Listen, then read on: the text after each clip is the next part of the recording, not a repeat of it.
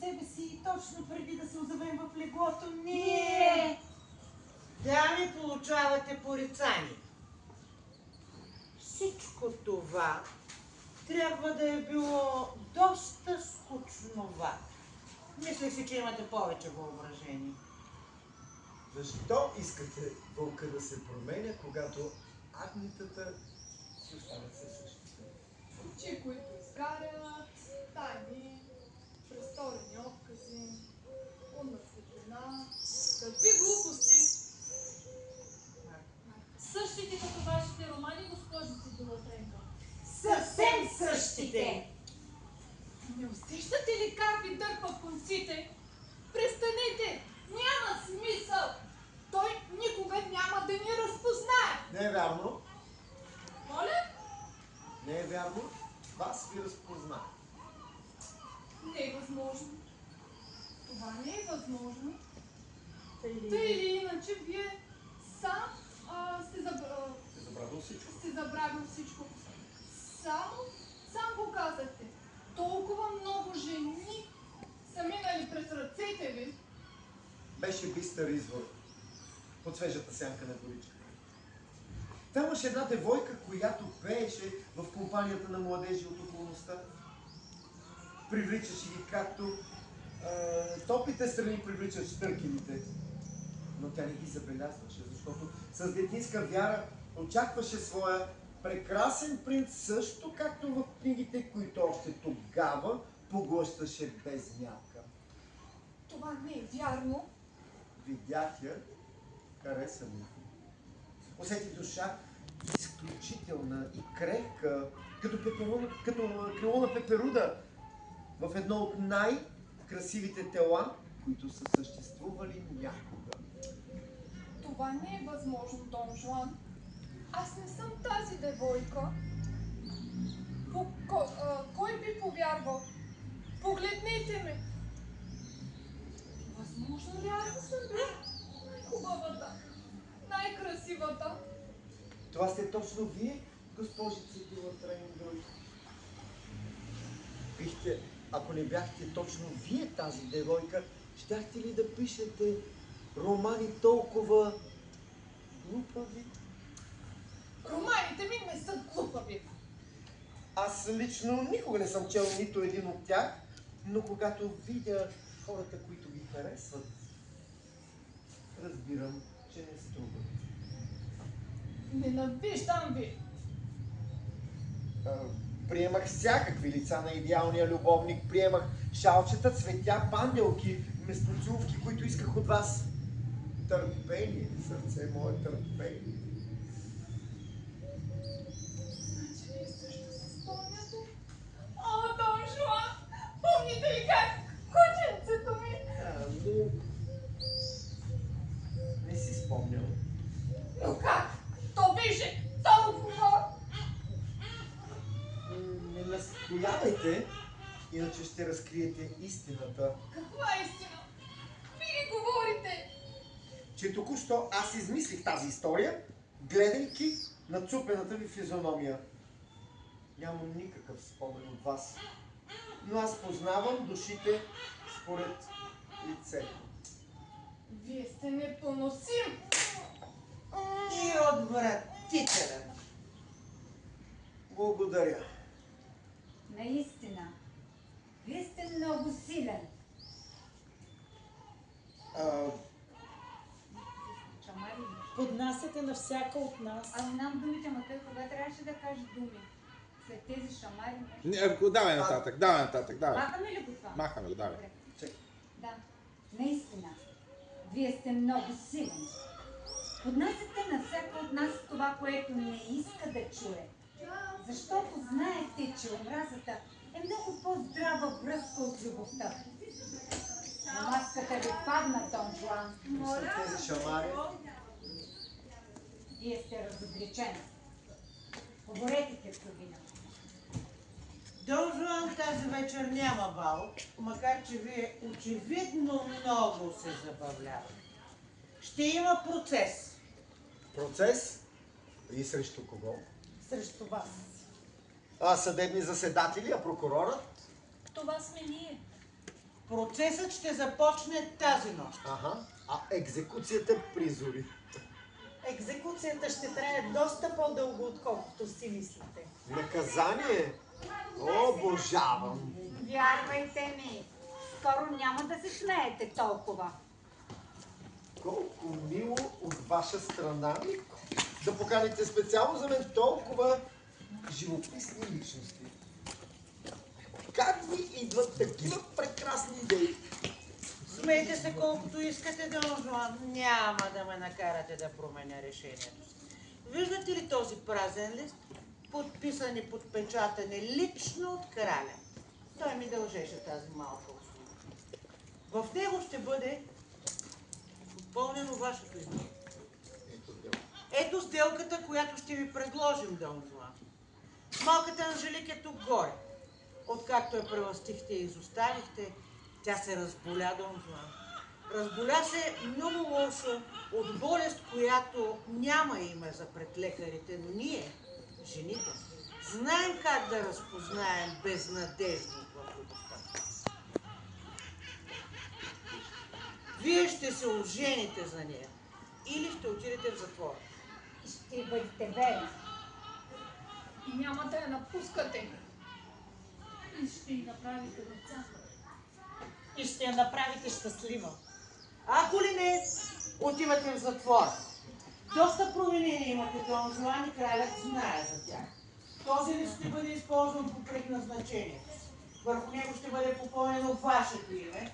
Вие ще бъдете обвиняем, Дон Жуан, и цялата кралска полиция ще се турне по петите.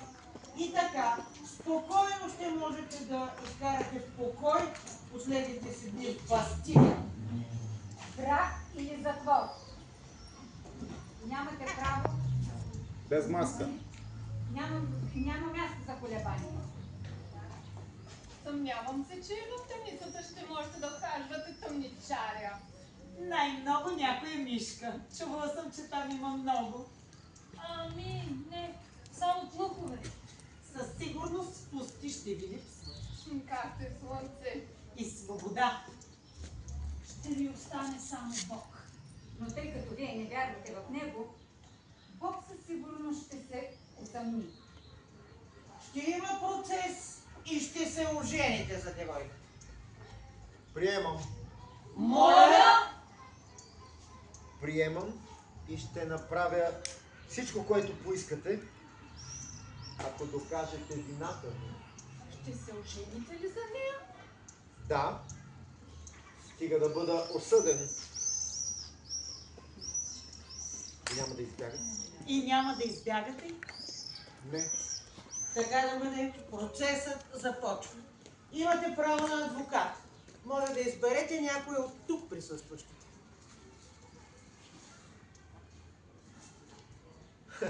Доста богат избор, но благодаря.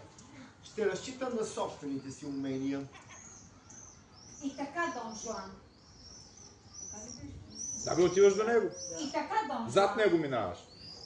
Защо извършихте всичко това? Защо причинихте толкова страдания на всичките тези жени? Какво търсихте? Не ви ли идва на ум, че съблазнителят търси нещо, което е получил окончателно, щом една жена глупаво се е съгласила да бъде съблазнена? Няма защо да оставам. Плътта е умъртвена.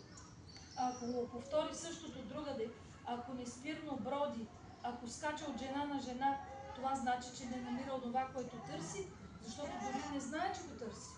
И какво търси без да го намира? Любовта. А що за въпрос? Любовта, разбира се. Казвам. Думата беше произнесена. Любовта. Защо си въобразявате, че търся нещо? Мисля да търся. Взимам бере ябълките по дървото и ги хрускам и после пак, защото съм гладен. Вие наричате това търсене, сигурно в очите ви изглеждам с вълчи апетит към вас. Устата ми пожела да вкуси всичко. Всички устни. Всички плодове. различни, разнообразни, пълни, влажни, нежни. Полуотворената уста на лицемерно непорочната жена. Стиснатите устни на чувствителната. И очудените устни на девойката. Пожелах всичко. Мъжете ми завиждат, защото правя онова, което те не смеят да направят, а жените ми се сърдят, защото доставям удоволствие не само на една, а на всички. Мъжете ви мразят, защото крадете съпругите или сестрите им, а жените, защото ги изоставяте след като им дадете най-красивите обещания. Нито светец, нито герой сте, Дон Жуан, не се залъгвайте. Мошеник. Древен мошеник в любовта. Вас всички ви е страх от удоволствието, но имате право да се страхувате. Само силните могат да си го позволят. Представете си какво ще стане, ако някой каже на целия свят, паричната единица ще бъде удоволствието. Вземете го тук, без да се срамувате. Ето още сега тук. Вземете още и още. Какво ще стане? Никой повече нямаше да се труди, да се блъска, да се бори. Бездействащи мъже и жени, отдаващи се единствено на удоволствието. Животът би напомнил на един весел публичен дом, но без клиенти и без сводници. Опазил ме Бог. Представете ли си какъв безпорядък ще настъпи? Ами промишлеността, ами търговията, ами семейството, ами богатствата. Няма да има никакви бедни, защото богатството ще се прави не от пари, а от удоволствие. А всеки човек е достатъчно надарен, за да познае удоволствието. Така че, дами, не ми излизайте с думи, които съм служил хиляди пъти. Истории за търсене, за домогване. Човек търси само ако не е намерил. Незадоволеният търси, щастливият представа.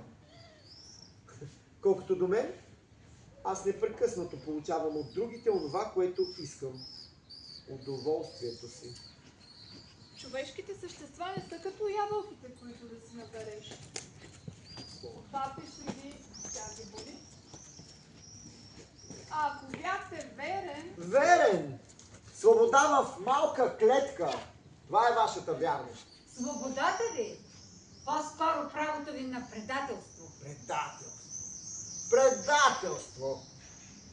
Всъщност, на всички жените сте най-големите... Марта, трябва да си там отзад. Така. На всички тази дума е на устата. А всъщност, вие жените сте най-лъжливи. Трябва да ви се обещая вечна привързаност, за да ни доставите 5 минути удоволствие. А всички знаем, че става дума за код. Думи срещу няколко действия. Няма предателство. Има само пазарлък. А предател е онзи, който се прави, че не знае за това. Моля ви, не се правете на по-силни, отколкото сте. Ето е и вашата груба мъжка гордост. Жените са слаби. Грешка, Дон Жуан. Точно това е едно от най-мощните наши средства, за което никой мъж дори не подозира, че съществува. Но вие сте толкова груби и недодявани. Аз познавам характера ви, Дон Жуан. Вие сте от хората, които правят зло други му, от страх да не сторят зло на вас. Ако от сърцето ви отдавна е с намордник, ако му отслабят каишката, то няма да говори. То ще вие от болка. Ремъците се впиват в плътта. То кърви. Дълга агония, Дон Жуан. Какво ви е? Не изглеждате добре. Нищо ми няма. Говорите, че напоследък. Говори се, че напоследък не сте на себе си. Говорите глупости. Лъжете и доказателството е у мен. Успях да се здобия с безценния тефтер на вашия слуга Сганарел. И тук има много любопитни подробности. Изглежда, последните няколко месеца Дон Жуан не е Дон Жуан. Глупави писания. Нима? Последните месеци не е записано нито едно име, никакъв разврат. Дон Жуан дреме. Жените във Франция изобщо не ми харесват. Това някога да ви е пречило да ги завладявате. Само пред себе си. Да, окей. Колко беззъби, космати, изобщо женски отпадъци, при вида на които дори 18 годишен девственик забравя какви страсти го гонят. Докато вие, нищо няма да ви спре, ако трябва да се причини зло някому. Преувеличавате. В последно време бяха малката Гарен, госпожа Дюмеле и слугинята от хана Трите. Грешка, господине. Тук е записано, че само сте си давали вид, че ги обладавате. А всъщност нищо такова не е имало. И ако не сте стигнали до край с тях, то не е защото са ви се опънали, а защото сте се отказали в последния момент. Дори едната се е оплакала на Сганарел. И тук идва логичният въпрос. Защо бягате? Защо се правите, че всичко е както преди? Защо ни карате да вярваме в нещо, което вече го няма? Млъкнете.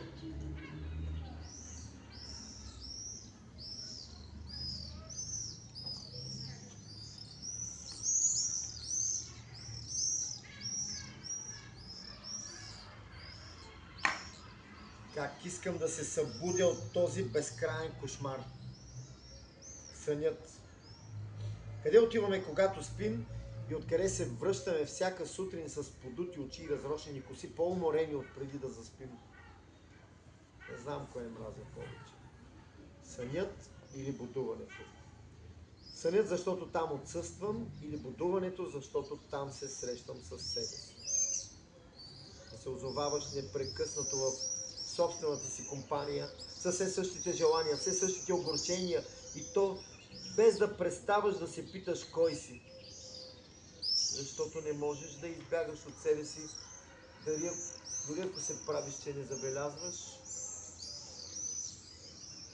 Ходът на нашия процес е нарушен. Бяхме се събрали да съдим и да осъдим един мъж, чието злодейство няма дори нужда от доказване. Все още искаме да го съдим. Желаем да го направим. Все още желаем да го направим, но е невъзможно. но е невъзможно. Защо?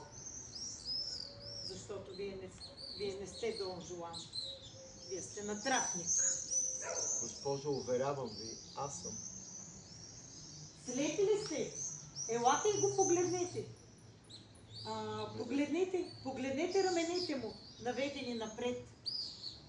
Под какъв товар? Под каква тежест? На Дон Жуан не тежи нищо.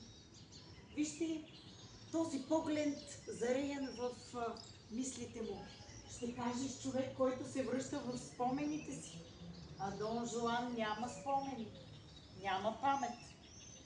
Вижте как времето плете паяжината си. Как са се появили бръчици между клепачите и ушите му. Отива друга страна. Между очите му и ушите му. Така е. За жалост остарявам, госпожо. Като всички нас? Като всички вас. Именно. Това е невъзможно. Дон Жуан не е подвластен на времето. Уви, вярно е. Вече не съм същия. Предател! Нямате право да се променяте. Мълчете! Не си е тръгнал. Не може! Тялото ми още в него. Завивките ми още са топли. Станете и кажете истината. Кажете, че никога не сте си тръгвал. Ще кажа всичко, което искате. Не. Ние не искаме нашата истина, а истинската, вашата истина. Добре, щом настоявате. Аз познавах само секса, познавах войната. Въобразявах си, че се наслаждавам на удоволствието и от него вкусвах само възбудата. Обичах да печеля, нищо друго. От край време все чаках някой от вас да ме спре, да ме задържи. Гледах ви всичките и си казвам, отивам си. И винаги можех да си тръгна. Никоя не ме спря. Нима твърдите? Госпожо Херцогиня, трябва да спрем до тук. В една тайна е харесвана мистерията, не истина. Искам да знам. Само, че когато не му останат повече спомени, повече премълчани неща, тогава ще сме го изгубили окончателно и безвъзвратно. Като изкусител ще ни остане само Бог. Никога не се знаят какво мисли. Пуснете го да си върви. С времето научих, че в любовта няма любов, а само победители и победени. Научих, че победата има само една цел. Самата победа. Че няма после. Научих, че удоволствието е блудкаво, безвкусно, ако не носи вкуса на злото. Че ласката предвещава блесница, а целувката носи усещането за охапване. Казват, че новородените са почти слепи в първите седмици от живота си. Че не различават нито цветове, нито форми. До деня, в който усмивката на една майка или ръцете на един баща повдигнат неясното смътно боло над люлката и се покажат пред новородените. А после в живота ще се появят може би един мъж или една жена, които ще повдигнат завесата и ще предадат цвят и форма на света. Свободен сте, Дон Жуан. Вървете си.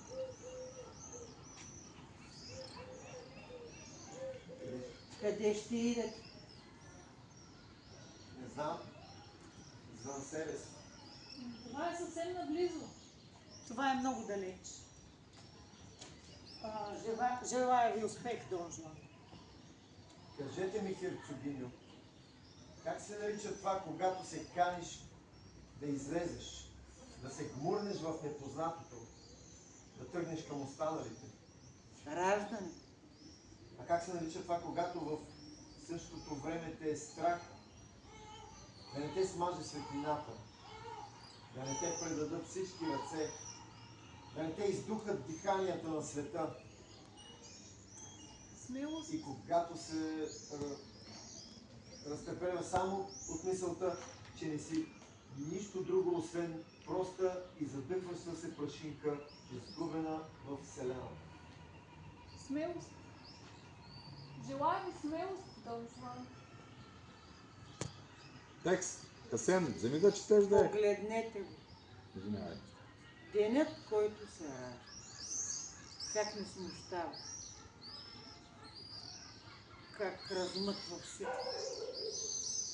На светлината на свещниците ни профилите ни бяха ясни, чувствата бяха прости.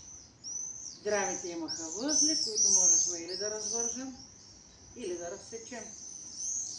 Но Дон Жуан тръгна към деня. Роди се мъж. Мъж, Събират. слаб мъж, но да, Мъжът винаги е слаб.